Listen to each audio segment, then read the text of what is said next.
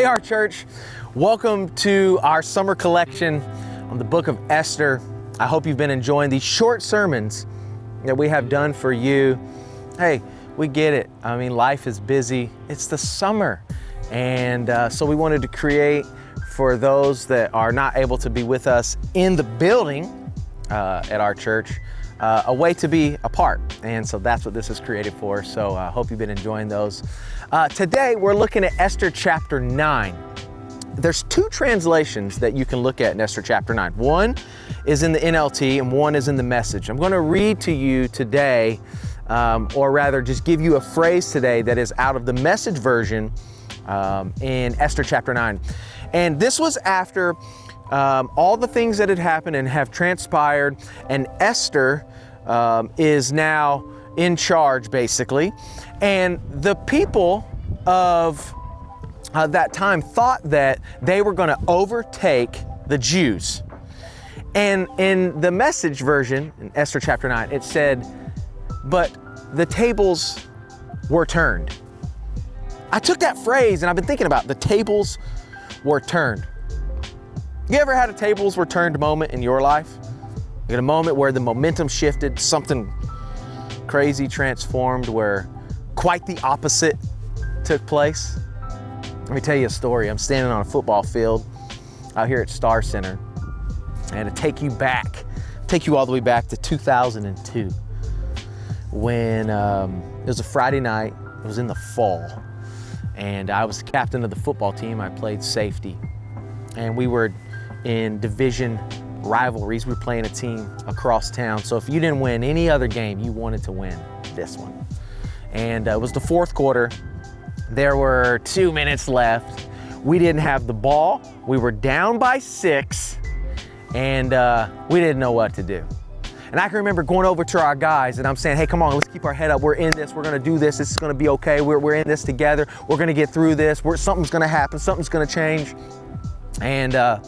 And they kind of looked at me like I was crazy, much like maybe you're even thinking like, how in the world? It's out of your control. What are you going to do? And I remember jogging out onto the field, and I put my mouthpiece in, and I thought to myself for a second, the quarterback is thrown to number 11 all night long.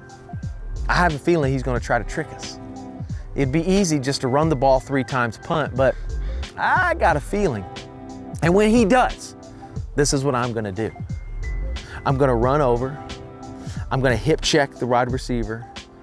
The quarterback's going to throw the ball. I'm going to intercept it, and I'm going to run it all the way to a touchdown. And we're going to win the game. And so we're out there. I'm watching the quarterback. What does he do? Sure enough, second down, he takes 3 steps back. He looks at number 11. What do? I run over. I intercept the football. And I'm telling you, 50, 40, 30, 20, 10, 5, touchdown. I ran out into the middle of the field and I opened up my hands and I said, the tables have turned. That story is actually 100% false. That never happened. But what I think is that it takes you to a moment where you understand a table turning moment, like a moment in life when you needed something to happen and transformation happened.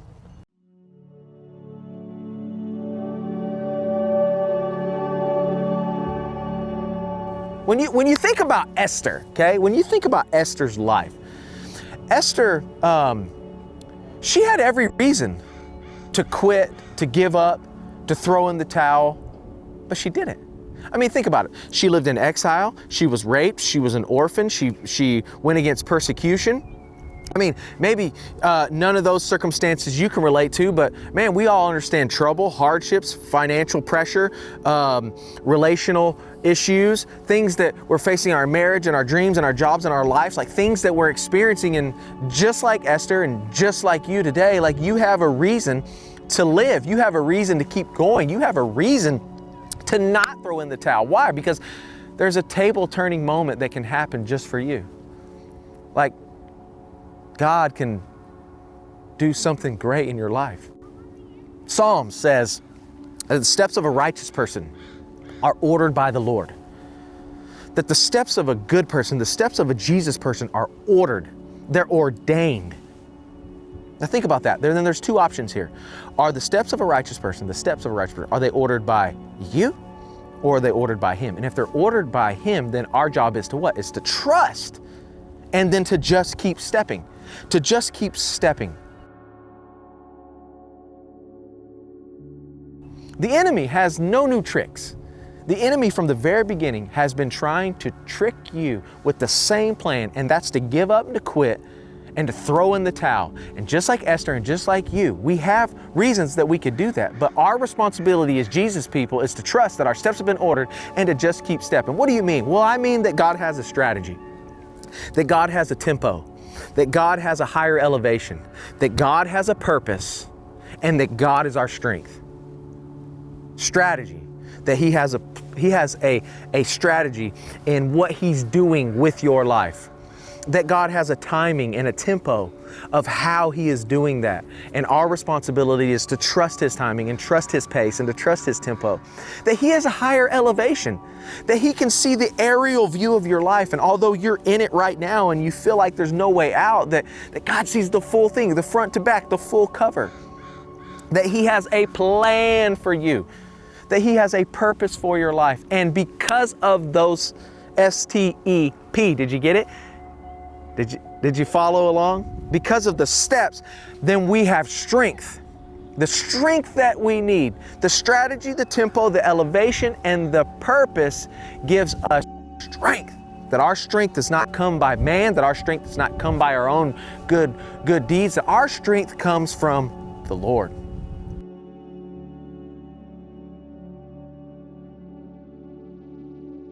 And man, I believe this so much. I believe that the enemy can just keep you from stepping into your calling, from stepping into your dreams, from stepping into being the best man that you can be, from stepping into that new job, from stepping into being a great dad, from stepping into being a great wife, if he can just cause you to just stop, quit, then he wins. This isn't the first time that the enemy thought he won, though. It may not have been on a football field on the Friday night in 2002, but it was on a hill called Golgotha.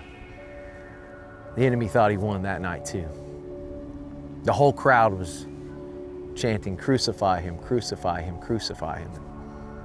This man named Jesus took everything on himself, a perfect person, a perfect man, a man who knew no sin, who became our sin so that we could be free from sin. He went to that cross on that hill. The Bible said that crown of thorns and nails in his hands and his feet and beaten on his back and stabbed in his side. They mocked him, they spit at him. You couldn't even recognize who this man was. And it was on that night that Jesus died. Death died. And in death dying, hell was rejoicing because they thought they had won. They thought they had the victory. But what they didn't know was that in Jesus dying, because he understood the strategy, the tempo, the elevation, and the purpose of his life, he had strength. And he went to hell. The Bible says he took the keys to the kingdom. And on the Sunday, on the third day, he resurrected from the grave, and he came out of the grave. And you know what he said? Exactly what I say to you today. He said, the tables have turned. Friends, I tell you today, I don't know what you're facing. I don't know what you're going through. I don't know the things you may be experiencing in your life, but I do know that God from the beginning to the end is quite the opposite, table turning God. And he'll do it for you.